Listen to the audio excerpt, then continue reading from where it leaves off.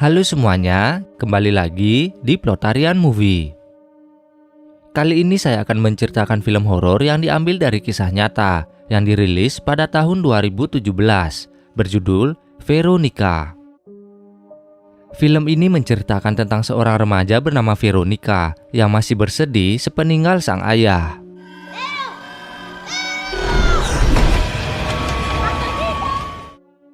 Karena rasa rindunya pada sang ayah, dia pun melakukan pemanggilan arwah menggunakan papan Ouija bersama kedua temannya.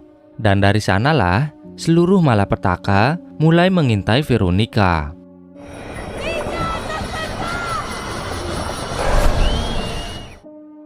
Seperti biasa, sebelum mulai bercerita lebih jauh, jangan lupa untuk menekan tombol like dan subscribe agar channel ini semakin berkembang. Dan tak lupa, saya ingatkan kembali kalau konten ini mengandung spoiler. Jadi, saya sarankan untuk menonton filmnya terlebih dahulu.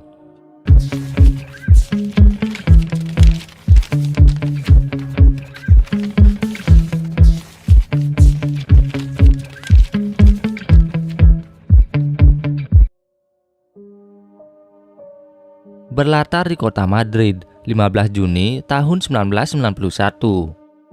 Layanan darurat kepolisian mendapat panggilan telepon dari seorang gadis muda yang terdengar panik sambil memanggil nama saudaranya, yaitu Antonito. Ketika kepala polisi Jose Ramon dan anak buahnya tiba di lokasi, mereka semua melihat hal mengerikan telah terjadi di sana.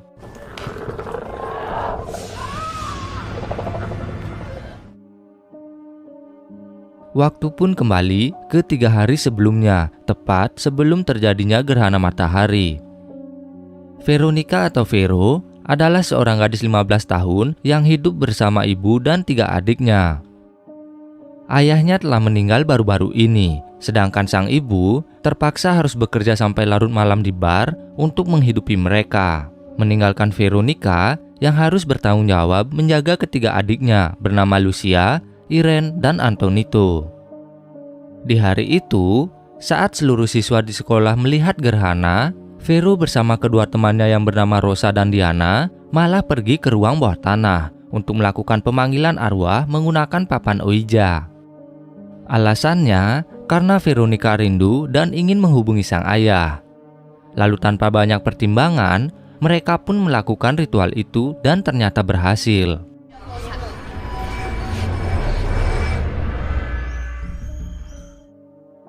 Di tengah ritual, gelas yang mereka gunakan tiba-tiba menjadi panas, membuat Diana dan Rosa melepas tangan mereka dari gelas.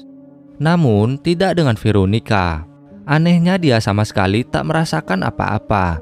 Bahkan, gelas yang Veronica sentuh mulai bergerak sendiri dan pecah begitu saja.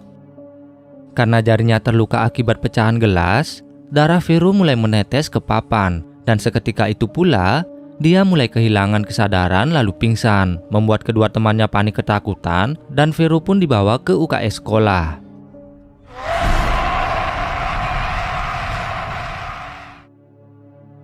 Semenjak kejadian itu, Veronica mulai merasa seperti sedang diikuti sesuatu. Bahkan, tas sekolah yang ia taruh di atas lemari terjatuh secara tiba-tiba berulang kali.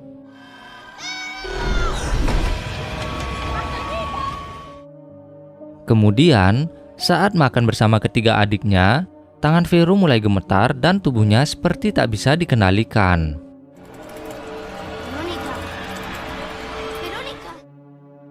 Ketika dia bisa mengendalikan tubuhnya lagi, Veronica pergi ke kamar mandi untuk membersihkan tubuhnya yang kotor akibat makanan yang tumpah. Namun, muncul keanehan berikutnya, yaitu Vero melihat bekas tapak tangan di bahu kirinya. Malamnya, saat sedang tertidur, Vero tiba-tiba terbangun.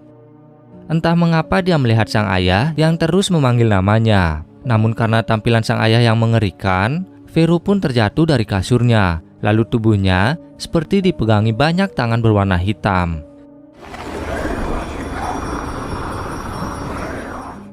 Seketika Veronica pun terbangun, karena ternyata semua yang ia alami hanyalah mimpi saja. Keesokan harinya saat di sekolah, dia menyadari bahwa setelah kejadian kemarin, Rosa mulai menghindarinya. Karena itulah, Veronica pergi sendirian ke ruang bawah tanah untuk memeriksa dan mengambil foto ayahnya yang tertinggal. Tak disangka, di sana juga ada guru senior tunanetra yang bernama Hermana, atau murid-murid menjuluki guru itu sebagai guru kematian. Walau dengan keterbatasannya, sang guru tahu kalau Veronica telah melakukan hal yang mengerikan di sana. Dia juga berpesan agar Vero menjaga ketiga adiknya karena apa yang Vero lakukan kemarin telah mengundang makhluk berbahaya, dan kini makhluk itu tak mau lepas darinya. Yo solo quería hablar con mi padre. No se trata de con quién quieres hablar. Sepulang sekolah, Vero menemui Rosa dan bertanya mengapa kini dia selalu dijauhi. Namun tanpa alasan yang jelas, Rosa malah meninggalkannya begitu saja. Setelah di rumah, Vero mulai mempelajari tentang apa yang terjadi dan memasang beberapa penangkal untuk menghindari mereka dari bahaya.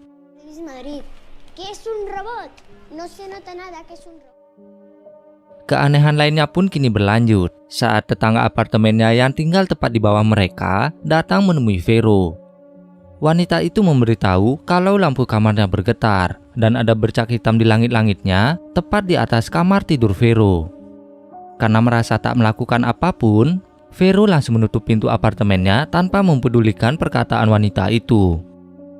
Malamnya, karena merasa ada yang aneh, Vero langsung pergi ke kamar adik-adiknya.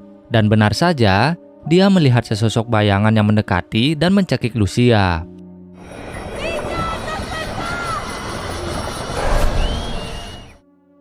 Namun, saat Lucia dan Irene terbangun, mereka sama sekali tak melihat apa-apa.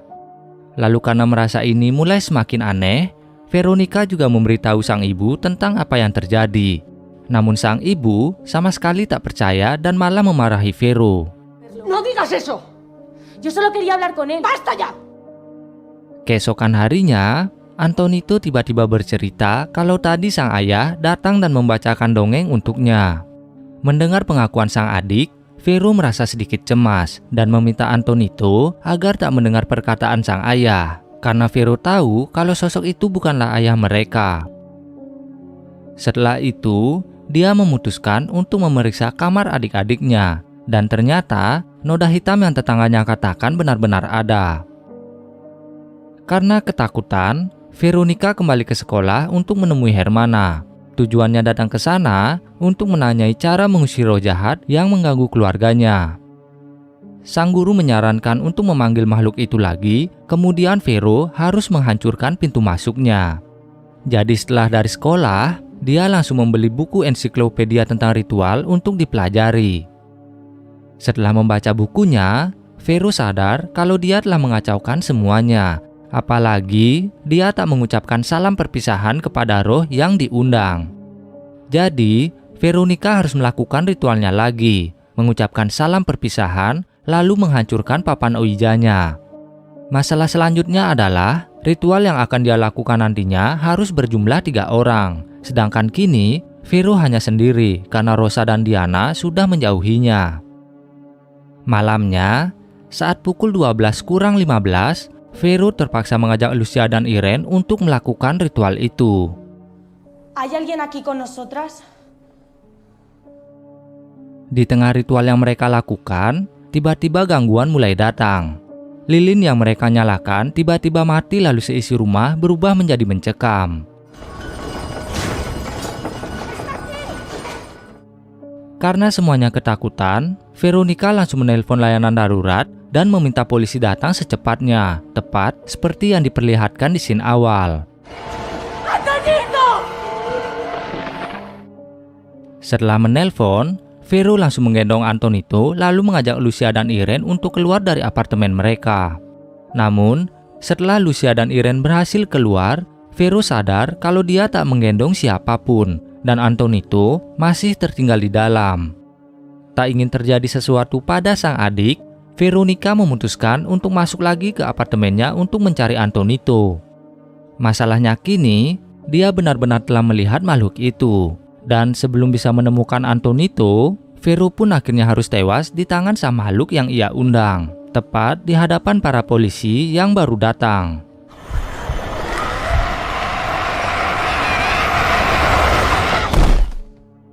Bahkan, Inspektur Jose yang menyaksikan kejadian itu terlihat begitu syok, dan Vero dinyatakan tewas oleh para medis tepat di jam 2 pagi, tanggal 15 Juni tahun 1991. Di akhir cerita, Sin memperlihatkan kondisi asli rumah Veronica pasca kejadian.